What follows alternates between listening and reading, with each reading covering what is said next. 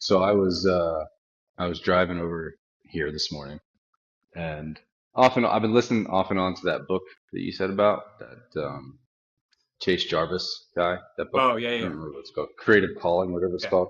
It's good, actionable stuff so far. I mean, you know, I feel like it's a lot of reminders. Mm-hmm. You know what I mean? It does, but it's good. It's a good morning commute type of listen. But anyway, I was listening to it this morning, and it's at the part, I forget exactly which part it's at, but essentially it says about how he's talking about how creativity is like fitness in that, you know, there's no, I'm paraphrasing, there's no mysticism to it, right? Like everybody looks for secrets or hacks or anything like that. Really, it's just the practice of doing it that gets you to where you want to go, not waiting for inspiration or whatever it might be. And says about it for fitness, and he uh, he draws the parallel of, like, if you were cast as a superhero, you would do whatever you have to do to be able to go and physically play the part, physically get into the role, right? Because you have your contract that um, you have to you have to live up to the terms of your contract, and you're gonna, he says, be in spandex in front of millions of people. So you're gonna do what you have to do. And so what are they gonna do in Hollywood? They're gonna send you to one of their trainers that knows how to do this for people, and then they're gonna tell you what to eat. They're gonna tell you how to exercise. They're gonna tell you all what to do, and you're gonna do it because you have your contract, and then you have getting in front of millions of people with in your spandex. And it just made me think, for people that don't know, we in Strength Faction, this started before Strength Faction, and then I kind of honed it as we did some staff development stuff for our staff at the old iteration of our gym. We came up with three client archetypes: what, why, and how people. And so, what people are just want to be told what to do. Why people need at least a detailed explanation of understanding why they're doing what they're doing before they do it, and then how people want to understand the relationship piece between you and them before they act on the information that you give them, or the coaching, whatever it might be. And I thought about it. I was like, it just hit me. The phrase that came to my head is what equals want. And what I mean by that is, when you have a what person in front of you, they just want to know what to do because they actually want something. They're very specific in the outcome that they want. And there's stakes to it, right? So if you look at that example from the book, the actor, whoever it might be, you turn into a what person because you have all of these stakes, and you condense all of the other bullshit down to, I have to do this, otherwise I won't get the outcome that I'm after. And I don't know if it's 100% true across the board, but it made me think, is like, wow, is that really what we get when we have what people? Is they're more dialed in on the want, and so they offer us the trust, or or they've gone through the process of the vetting. So maybe in that case, it's that, the producers or whoever's in charge of the movie, whoever, they send you to somebody that's vetted, and so that you trust them, so the why stuff's taken out of the way. But it just made me think, is the what person a what person? Could be personality, but I think there's also an element of they want something. They want something specific, and there's stakes to it, and they're putting their own stakes to it, or there are external stakes, and it makes it simpler for them to say, I just want you to tell me what to do, and I'll do it. I don't know what you think about that, but I had that thought this morning. I was like, man, I at least want to talk to you about it.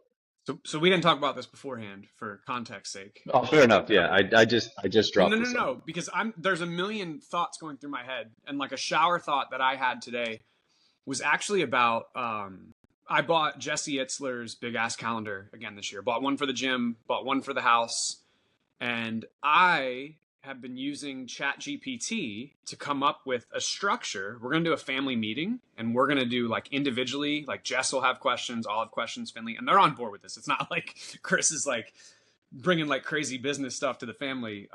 They're excited for it. But uh, this morning I was thinking about how, to me, like physical challenge, it's challenging, but it's very easy for me to do because I I set my mind to accomplish this, and there's always like easy measurables with that. Does that make sense? It's Yeah. like I do these things, and I know that I'll be making progress to get here.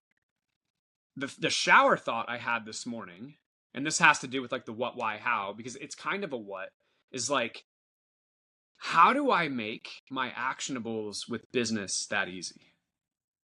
You know what I mean? Because like when I stop and think about it, I at times could be a what person, but I'm mostly a why person. But I like to take action on things, and when I'm not taking In action which context? In which context of your life? in In business, business, you mean? Yeah. and when I'm taking action on things, I feel really good. And when I'm not taking action on things, it's not because of laziness, or it's genuinely that I'm like, what am I doing? And it's so easy to look at your Apple Watch and go, all right, like, and these aren't things I'm focused on right now, but like, it's an easy example. Close my move ring, close my stand ring, close my workout ring. It doesn't get any easier than that. You know, all right, I'll just do those things. And that can also, and again, I apologize because like we didn't plan this, and this is where my brain was going with it, is like, but I can also think like, so that's an easy, like, all right, do that. It's tell me what to do, close your rings. But I also know people who get focused on doing the what, but they actually don't have an outcome, and they don't have a why. So I think all of this like muddled mess in my head reply to what you're saying is, I think it completely depends on the person. And Yes. you could, because I also know people who know what they want, but they're such a how person that they let emotions get in the way. Like you're just like, it's so simple, just do these things, and they really really want this outcome, but they're so caught up in how stuff and worrying how other people perceive them, and that that they don't uh sustainably operate as a what person. Does that make sense? Yeah, it does. I think I'll tell you this. Actually, let me say this And last piece. yeah, go ahead. But I don't think. No, I'm going to contradict myself. I think. God, does this even make sense? I was gonna Say it. It say. doesn't matter. Well, I was gonna say. I don't think you could. I already contradicted myself though. What Just people. get it out. What? Well, because I'm thinking it through again. Like what people have a deep why, but they don't. I just contradicted that. But I think what I'm trying to say is uh the easiest what people to work with, or the people that you would look at who operate as a what person, and you're just like, yeah, they're kicking ass, I think is where it's tied to a deep why. But you could be a problematic what person because you just are going through the motions and don't have like Nick Bear. I don't know if you look at any of his stuff, but he got hit by a car this week. Or No, I don't what day watch is it? anything from him. Late last week, he got hit by a car, like bad, like not 100% sure, but the speed limit on the road is 55 miles an hour, and I mean, he got thrown and he got pretty jacked up. But all in all, like he did a really cool podcast about it and like how eye opening it was for him. But one of the things that he said, and I was like, "Yo, that is me," is he was saying this. Basically, he was like, "This podcast is an honest conversation with me," and essentially, he's just sharing it with the world. And the first thing he said is that he's addicted to action. Like this made him realize he like what's important in life, and he was like, I'm addicted to action. He constantly needs the stimulation and chasing the dopamine of a challenge. And he's like, and that's not like, I'm not saying like, well, I'm not going to do that anymore, but I think that you could even take constant uh deep whys too far. So I don't know, that's the muddled mess of response in my head to this thing that you said. It's complicated, but I related with his statement so much. I mean, then there's more context to what he said, but like I need something, and I don't think that's the healthiest. I don't back off that much. I mean, Chris, do you know who you're talking to? Yeah, yeah, I mean, it's that's yes, rest is not easy for me either until it's forced on me, you know? Like I totally understand that. And I think I mean, for me, the understanding of that, of why I'm like that came from like the diagnosis of knowing that I have ADHD and that I constantly have to be doing something because that's how I feel okay, you know? So, I don't know. I think that I think then it comes back to like, okay, so how do you make sure that all of that, I think one of the things that you have to understand too is that it's exhausting to be able to maintain that level of output, and then you end up with crashes. And so I'm gonna bring it back together. I understand where you're coming from, but I think that one of the things that has helped me a ton is I've hired, especially from like, and we don't have to go too deep into the business stuff, you know. I think most people that listen to this know that I have another business where I train hunters, and I hired a VA. And you were saying about how like you do things like what should I be doing? Like I'm addicted to action, but I don't always know what it's going to be. So the easiest thing I do is like I go do physical things because I know I can do this and I can see the gain there. She made me like the simplest tracker in Excel of like, here's what we're doing.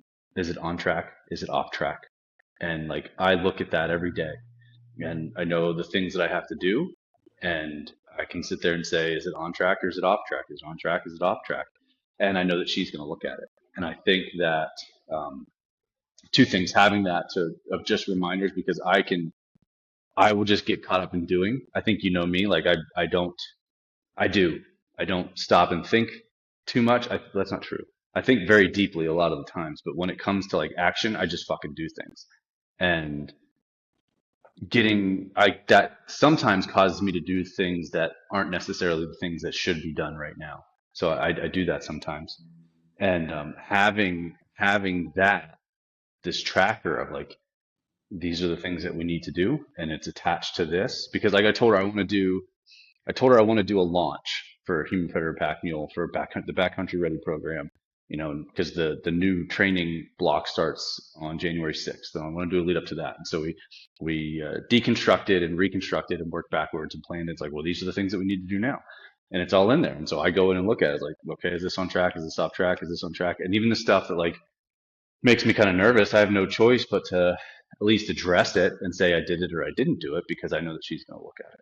Yeah. And so I think that we likely need something like that for both of us in Beyond Strength as well. It's been hugely helpful. I've only had it for a couple of weeks, but it's like I go in and I look at it every day. It's like here are the things that need to be done, and even if you just do one or two of these things that you know that are going to keep everything on track, and then you can, because I will tell you, and this isn't going to surprise you, and it's probably not going to surprise people listening that know me very well. Instead I'll just edit pictures all day. I will just sit there and edit pictures all day because that's what I love to do and that's what I want to do. Um, so, that's helped me immensely. But I think I know it's complicated and I know it's convoluted and I know there's a lot of personality stuff tied into it.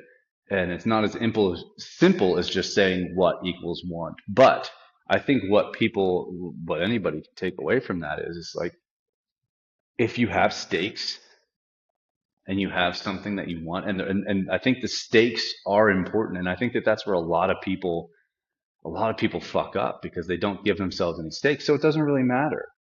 But the stakes drive action. You know, I've been thinking about this a lot, and I think, you know, I said this to my friend Rabita yesterday when we were talking on the phone. I think Viktor Frankl was right. Like man doesn't need it. He needs tension. We need tension. And I think that tension is between purpose and pressure. And sometimes the pressure comes from behind us and pushes us. And sometimes it's attached to the purpose. You want it to be attached to the purpose as much as you possibly can. But we need purpose and we need pressure. I think that is, you know, finding the balance between those things is where we find ourselves functioning in the most healthy way. And and so I think we need it. And I think a lot of people we're so, I think today we're so lean towards, you know, being just such a softer approach. And I think you know me, anybody that's been around us, I make fun of hardos all the fucking time. And I'm not saying this as a hardo, but like, we just don't put enough pressure on ourselves sometimes because everybody's just so like, oh, it's so easy. Like, take it easy. Like, blah, blah, blah. I saw this reel, and I'm just kind of fucking rambling now. I know, but I want to say, I saw this reel yesterday of this guy. He's standing on like a train bridge, right? And you can tell he has his drone flying around him, and he's holding his arms up like this. Now it's partly joking, but I think he's partly serious. And maybe you've seen this. And he says, instead of normalizing everything, how about you feel some shame sometimes? I think there's, I think there's something to that. Like, some things don't need to be normalized. Maybe you should feel ashamed about some of the things that you do. Like it's an emotion for some reason. Like, no, I'm not saying inordinate shame or not feeling ashamed for just being a human being or just being yourself. I'm not saying that, but like I was like, man, there's something to that because it's diagnostic of where we are as people right now. Because it's like, oh, well, let's just normalize it so we don't feel bad about it. It's like, well, maybe you should fucking feel bad about it. Maybe you should feel bad about laying around till noon in your PJ and then going to the fucking grocery store in your PJs on a Wednesday. You know what I mean? Maybe you should feel kind of fucking bad about that. Maybe you should get up and fucking participate. You know? So I don't know. I'm starting to ramble now, but I think No, that. Go ahead. You can go ahead. I was going to say something there that you said towards the end where you were talking about like a attentionless state and all that stuff, like the Viktor Frankl quote. Like for me, and this is maybe it's not the same as what you're saying, but this is why at the gym I push so hard for like just put something on the calendar. But also, you have to decide what it is that you value. Otherwise, you're just aimlessly putting something on the calendar, and it will completely defeat the purpose. But like Absolutely. for me, understanding that one of my biggest values is being the person that says yes or being the person that can say yes and then putting things on the calendar. And it's why you could look at them and be like, you're all over the place. Like it was an ultra and then you want to get your blue belt in jiu-jitsu. And now just out of the blue, you're like, I'm going to do high rocks in March. Like, but it's not just grabbing at things at random. It all fits into that. Like, I'm going to say yeah to that in this season. And I don't know what like the next thing will be. And, Jesse Itzler talking about the Big Ass Calendar Club. He's doing his rounds right now of promoting that. And he was on the My First Million podcast again this week. And they asked him some really good questions that I was like, man, that'd be funny if he didn't have an answer ready. Because he talks about every quarter, a new healthy habit. Or maybe he doesn't even call it a new healthy habit, but like a new habit that you want to work on each quarter, right? And one of the interviewers was like, what was your habit for last quarter? I think it would have been hilarious if he was like, but luckily he was like, it was this. But dang it, I distracted myself with that. But they said to him, he talked about his Misogis, right? And I loved this answer. They said, do you have your Misogi for 2025 yet? And without hesitation, he goes, I don't. But I know I will. Because like that is the thing is like, I will, but I'm not going to force it and I don't have it yet. Absolutely. But it'll come about and it's going to develop. And I was like, yes, because I think that's how, like I said last year, if someone would have told me in October when I was prepping for that 50 miler right before I got sick, hey, like 8 weeks from now, you're not going to be running or you're barely going to be running and you're going to be all in on jiu-jitsu. I probably would have been upset. Like, why? What happened? Like I did jiu-jitsu forever ago. Why am I going back to that? But when you're just open to like something happens, I wonder if, and then that speaks to you, it's like grab that and go. But I think a lot of people maybe don't have like a bigger value in their life that they can kind of lean into, or when different things come up that are like, I wonder if I could, they just tell themselves, no, you couldn't do that. You know what I mean? Like, Yeah. I mean, well, I think that's one of the reasons I've been so adamant about writing the series that I have for the blog yeah, about true self-care and like finding purpose, and the next one will be about defining your values. I think that is a lot of people don't have a true North Star that guides them towards like who they want to be, or even just seeing something, because like, I for me, I see myself, well, first of all, on my father's side of the family, there's been one man that's lived out of his 60s. Now, yes, partially genetic stuff, but mostly because they lived really fucking hard. and didn't take care of themselves. But um, I see myself at 80 being able to still go up mountains the way that I do today, and I want that, and I that's a big North Star for me. Um, but also, I think that there are a lot of people that don't give themselves the opportunity to build the confidence that they need to prove that they can do something. And because a lot of times, you know, confidence comes from finding the proof in the pudding and from small actions that compound and doing something that you shows you that you will become the person that you want to be, and you have to be able to believe it, and that confidence and that belief in yourself that you can do that comes from doing, and you have to continue to show up. And that's one of the things that bothers me so much about the feeling aspect of all of this, and why I made the joke about maybe you should feel some shame, is because everybody wants to feel good all the time. And if you just want to feel good all the time, you're not going to have great self-efficacy. You won't. Like, this whole self-esteem stuff does not lead to self-efficacy because you don't allow yourself to actually go and do the things to show yourself that you can be the person that you want to be. And that's what bothers me so much about all of this self-care, give yourself a little treat fucking culture. It's like, yeah, everybody needs that sometimes. And when I finish that series, I'm going to round it out essentially by saying, real self-care is having the perspective to know when you need to put the pedal down and when you need to take a break.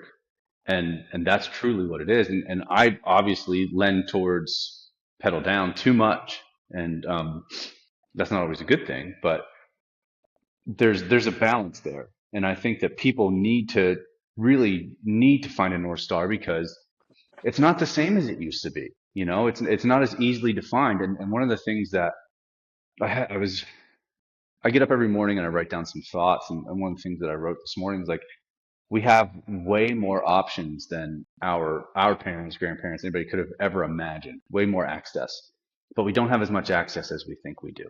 And I think that social media, things like that, fool us into believing that there's more than just the things that we're going to do today. And we have access to these things that we don't actually have access to. All we really have access to are what we're going to fucking do. And I think that we get fooled into believing that just seeing these things changes our perception of I think it's great because we see what is potentially possible, but we also see these well curated stories of absolute bullshit, and you have no idea how it happened. And I think that really messes with us because people aren't settled into themselves enough to really understand, first of all, is this bullshit, or what did this person do to get to this point, and what do I actually want? What do I want to do? And yeah, I really think that people need to take a step back and define what it is that is really important to them and let themselves believe it. And it really comes to gain that confidence. A lot of times, I think you have to do something to be able to say, oh, I can value this and I can make this my purpose, because I think people are so divorced from other values that would have been there from I don't mean this in the traditional conservative way, but from family or from attachment to community in a different way, or all this they're not there the way they used to be, and it's very difficult for people to define their own values. And the best way to do it is to actually do things so you can see. And I think, like what you were saying with come like the Misogi thing, uh, things are a bottom up process. And I think a lot of people expect to be able to do it top down. So that was a beautiful answer from him, because most things like are emergent. It's not going to be that you're going to sit down and just, this is what I think and this is what I believe. You have to go do, or this is who I want to be. You have to go do. And so I think that's important. It's all emergent, and you have to do, and you just can't always trust your feelings. Like your feelings, and I know this is going to bother some of the younger folks and maybe even some of the folks around Jim. Like, your feelings aren't always valid. Sometimes they're wrong, and sometimes you can't trust them, and you just have to do the shit that you need to do and to find out who you really are. Yeah, That got long-winded. it's good though. I don't know what Do else we to want do to? with it. I don't know. I don't know. I just was like, man, I thought it was an important conversation. No, I dig it. I like those kinds of conversations. I think you know that. Yeah, I mean, I think we should probably still talk about it. What? I think I mean, that's like, are you nervous about high rocks at all? Does it cause any kind of nerves? I haven't fully decided what my goal is. So you know how like with the Georgia Death Race, it was like I don't know if I can do this. I have no doubts I can Sure. do a high rocks. I have zero doubts. Well, So you can finish for sure.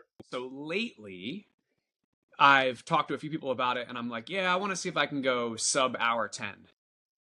But the reality is, I've done no math, no planning on like, well, what does that actually look like? What are the run splits like? It'd be pretty simple for me to figure out about the times that I'll do on all the different events. And so then figure out like, all right, well, what am I aiming here for with running? And so part of that is why I went and ran a MAF 5K today. Not because that's going to at all dictate how my run's going to look, but I want to see like where my, I don't think really where my aerobic base is at, but where my running aerobic base is at. Sure. And then on Thursday I was going to, but then I realized we have folks coming in to our operator side of things. You know, that whole like, metabolic testing stuff I was talking about. Yeah. They're coming in, and then the people that you met that gave us, I thought it was right here. I can't grab it from here. But the funky breathing stuff where you lay on the very suspect looking foam thing, you know what I'm talking Yeah. about? I'm going to be with them like all day on Thursday. So I was going to do a threshold test on Thursday. But there's my brain going all over the place. Point being, I want to test my fitness a little bit. Like I'm interested to see, okay, I didn't quite get the time that I would have liked to get on the MAF 5K today. And now I want to go test and do a threshold run. I might wind up doing it Friday or Saturday, depending on what I do with jiu-jitsu. And see where that's at. Like, I have a feeling, and I might get humbled hard, that I can actually sustain. I feel like my threshold is still pretty high. It's actually, I don't know. I have a lot of theories. I also wore the what's it called? The Frontier X2 heart rate monitor today, and I've been showing Roni. If I wear a Garmin, I think Garmin is better than Morpheus. And when I say Morpheus, I don't mean the app. I'm using the Morpheus app like crazy again. I do my morning testing every day, and I'm recording all of my training in there. And we can talk more about that in a second, like why and everything. But like, so, but what's interesting is the X2 heart rate monitor. You're like, you know, if you put on your Morpheus and you were to go do a workout, if it says your heart rate's 142, it's going to say 142 for a bit, and then it might go to 144, and then it might be one. Yep. But like the X2 is a medical grade. Like it just got approved by the FDA. You can actually get like your doctor could write you a prescription for it now. I think you'd have to have like a heart condition or something.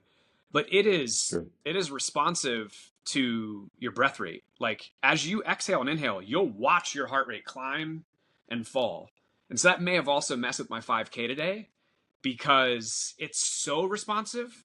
And I was watching, I'd be like, crap, all right, my heart rate's right on the line. All right, I got it. But it's like down and then it's up and it's down. Like so freaking responsive. So all that to say, I didn't test it that way before. And Thursday or whatever day I wind up doing it, when I do the threshold run, I don't need to worry about that. I'm just gonna send it and see where I'm at.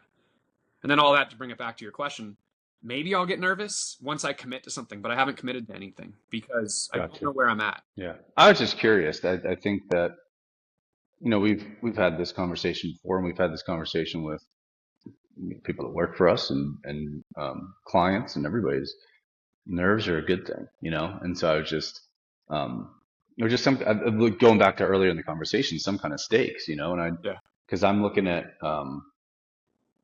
the biggest thing, I wouldn't call it necessarily a masoji, maybe. I don't know. I'm going to the Northwest Territories in Canada in August on a sheep hunt with my friend Rabita. And it's just she and I going, and we're gonna take a plane into a very remote place, and then it's just us for 10 days. And we have to walk up big mountains to hunt sheep, and it's just us for 10 days. And so if anything happens to her, I got to be able to make sure she gets out. And I'm also on the other side of that. going to make sure that I'm not a liability. And it doesn't totally make me nervous necessarily, maybe a little bit. I mean, I know that I'll do the work to be in the shape that I need to be in to do it. But like looking at the stakes of something like that makes it drives action. Like I'm starting that process now, Yeah. you know, and I just my biggest thing, not the my biggest thing. It's such a silly thing to say, but one of the things that people just don't fucking have that, man. They don't have it, and in so many respects of their life. I mean, you look at in a lot of respects they do, right? But and then they get lulled to sleep with it. But like you know, if you and Jess don't go to work, you lose your house and your daughter doesn't. You know what I mean? Yeah. And so like that's very those but that's like one set of stakes, but people take it to the other more aspirational aspects of their lives and they just don't have them. They don't give themselves stakes, so they don't try to go explore in that way. And then I think that's when they flounder or they just don't get from life what they want or anything. And I really, and I don't mean to sound like a broken record, I think this feeling comfortable, feeling okay, like normalization kind of aspect of our society right now is what fucks people with that. It's like, well, it's okay if I just do it this way. It's like, maybe it fucking isn't, you Yeah. know? So I I don't know what you I think about that.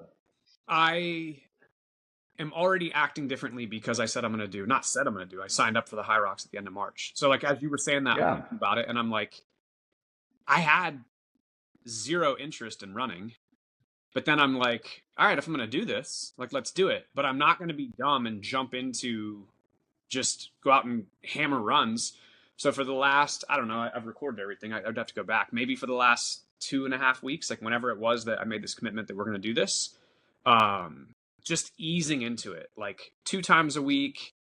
The first week, twice, 2 times a week. The second week, and then this week, I've already run. I ran yesterday. I ran today, so I'll probably get in 3 or 4 runs this week.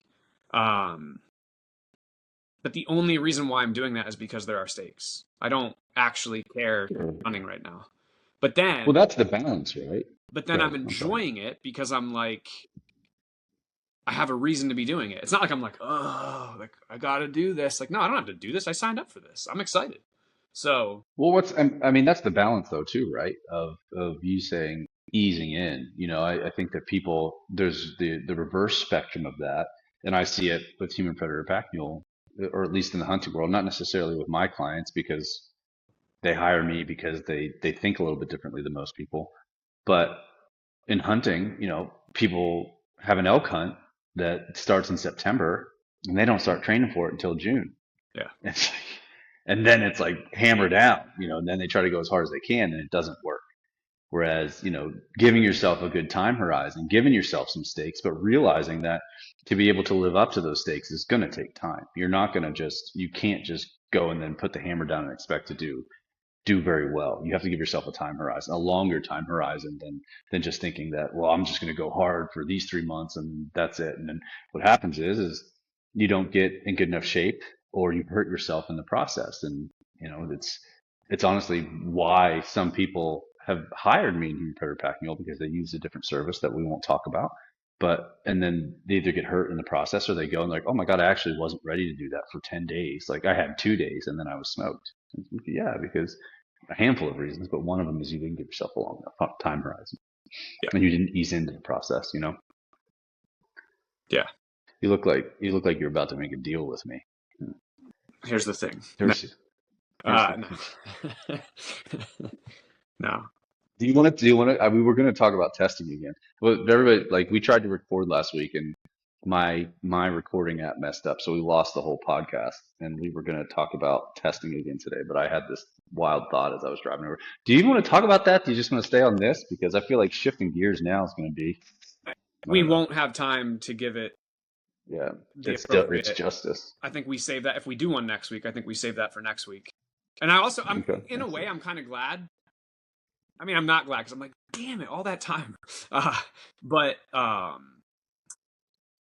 I think we can, because we already took a stab at it. I think we can approach it a little bit differently. So I say Good let's with do that. that as its Mhm. own thing next week, and come at it with a little bit more order. Because you and I, like today, is an example of like if we just come in like, hey, we're going to talk about this, it can go all over the place, which I think is good.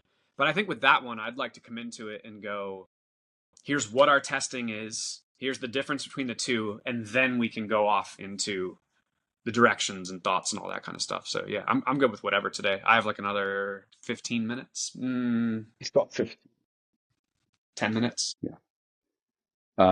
Well, I've bogarted this. Is there anything you want to talk about? No, I mean, We can I also think follow. I think maybe related is some of the planning stuff, because we've touched on it multiple times, and so Okay. wasn't planning on this, but I'll share some stuff here. He's going to share, folks. You probably saw the questions I sent to the coaches, right? Maybe not. Yeah. It was when you were right. Okay. So I wasn't set on ordering the big ass calendar again this year because, to be honest, I didn't use it. We were very strong with it in the beginning of the year, and then I just felt like, man, really kind of dropped the ball on that. But then I was thinking about it. I'm like, no, like, let's do it better this year. And I have a whole bunch of stuff that I want to use to make that happen.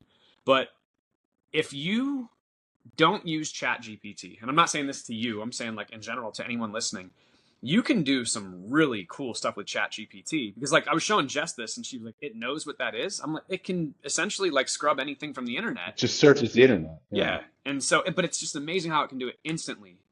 And so these are the prompts I gave. I said, I want to do some 2025 planning with my family, including my wife and 7-year-old daughter. Can you provide each of us with 2024 review questions and 2025 planning questions? For further context, we're using Jess Itzler's Big Ass Calendar system.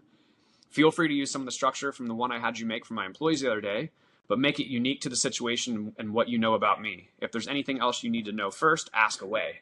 And then instantly, it spit out stuff, and it gave me, Jess, and Finley questions. And so it broke them down into the categories of 2024 review, 2025 planning, and then I gave it a little bit more guidance. I mean, we can go into those, but I'll give you like a big overview first. I gave it a little bit more guidance because I thought it didn't know anything about Jess. And so it made hers too centered on being a mother and a wife. And I was like, well, here's some stuff about her. And then it created way better ones. But then I was like, all right, now you've gone completely away from mother and wife. Can you blend the two? And then it nailed it, right? So we got the questions for all of us. And then it said, would you like ideas for how to structure the conversation or any tools to visualize the process? Sure, I'll take any direction you have. And this is cool. So it broke it down into categories of set the scene, which then had subcategories, and these have longer descriptions with them, but pick a relaxed setting. Gather supplies, which the supplies were things like the big ass calendar, markers, sticky notes, journals, any visuals, could be things like family photos to spark ideas. And set expectations. Just let everyone know, like, this should be relaxed, this should be fun, right? 2, start with gratitude and fun. This is stuff that's like similar to things you and I have done in years where we sat down and did bigger planning together. Have each person share one thing they're thankful for about the family in 2024. And then an icebreaker game. Create a 2024 highlights jar where everyone writes down their favorite memories, and then you guess who contributed which one. But that would be so obvious because Finley's so, because so there's only 3 of you. and yeah, I know Jess's handwriting, but still, we could do something where I like the idea and like thematically where this is going. And then third thing, reflect together. Let each person answer their questions privately for 10 to 15 minutes. I think you need more time than that. And then go around the table sharing answers. Celebrate wins, acknowledge challenges, make it interactive for your daughter by letting her use stickers to mark special moments or create mini drawings. And then the fourth thing, dream big for 2025. Start with individual goals. Each person writes or sketches their answers to the planning questions, which will encourage creativity. Which will encourage creativity. Also encourage creativity. Set family goals. After everyone shares, decide on 2 to 3 big family goals for 2025. Ideas could include a family fitness challenge, a meaningful trip, a new monthly tradition. And then finally, mark it on the calendar. Big rocks first. Put your mark major events, trips, birthdays, challenges on the big ass calendar. Leave space for fun. Plan open adventure weekends for spontaneous family outings. Prioritize balance. Ensure there's room for individual self-care, family connection, couple time. And then seal it with a family motto or vision, which I like this. Like me and Jeff were looking at all this the other night, and we were like, you could be real cheesy with this part, but we're like, no, that's pretty cool. And like the one that it recommended, because it knows things that I've given it, one of the recommended or like examples it gave was we say yes to challenges and time together, because I say yes to challenges, but time together. And then You do live in your own little world I sometimes, do if we're sometimes. honest. And then wrap it up with fun commitments. Share one thing each person is most excited about. Take a family photo or video to commemorate the session and have it for next year's reflection. And then I feel like there was one other. Yeah, and then I was closing out the session and I said, is there something I'm not asking that you think would be helpful? And it said, I love the approach you're already taking. Here are some additional ideas or angles you might not have considered that can enhance your planning session. Set a family big rock for 2025. For example, what's one thing we could do this year that would make us the happiest? If we were to look back at 2025, what family moment could stand out as unforgettable? Seasons of focus. I loved this. I don't care as much for the examples that it gave, but it said using your big ass calendar, you could break the year into seasons of focus for different goals or activities. For example, in the spring, you could prioritize outdoor family adventures or a shared fitness goal. In the summer, you could plan travel, focus on downtime together. In the fall, you could start a family project like volunteering, learning a new skill, or tackling a home improvement. I don't know why I'm hearing a big echo. Because my headphones are dead. Mute yourself real quick. Am I echoing now? No, I'm not. Okay, so I'll just finish this out and then, um, and the last couple things here, like what we really liked in that one was in the fall, starting a family project like volunteering, learning a new skill, or tackling a home improvement. The volunteering thing. And then that comes back around, connecting individual goals to family values. You've already done a great job blending individual and family focus. Another layer might be aligning these with your family's values. Ask, what values are most important to us as a family? Examples, health, adventure, growth. How can our individual goals this year reflect these values?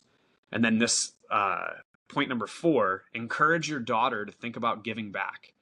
Since she's at an age where she's starting to understand the world outside herself, you could gently introduce a question about contributing to others. For example, what's a way we could help someone else or make the world a little better in 2025? This could lead to a family volunteering effort or a small project that's meaningful to her. And then a bucket list for each person. In addition to goals, create a low pressure bucket list for fun or random wishes, places to visit. Why is it echoing again? I think because you unmuted. Now it's good. Okay. Yeah. Places to visit, skills to try, things to learn.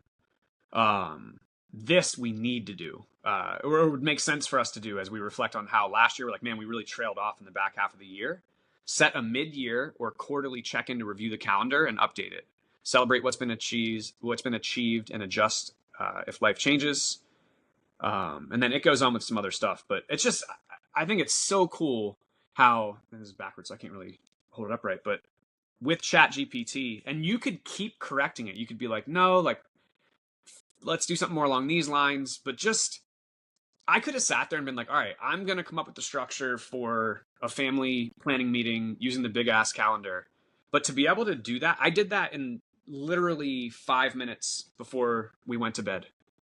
Like, it's so cool how you can do that. And it's not like, all right, I opened this book and I just took this structure. You can keep spitting that thing directions and refining it to fit you, your family, your business, whatever the heck you're using it for. So I'm pretty pumped to do it.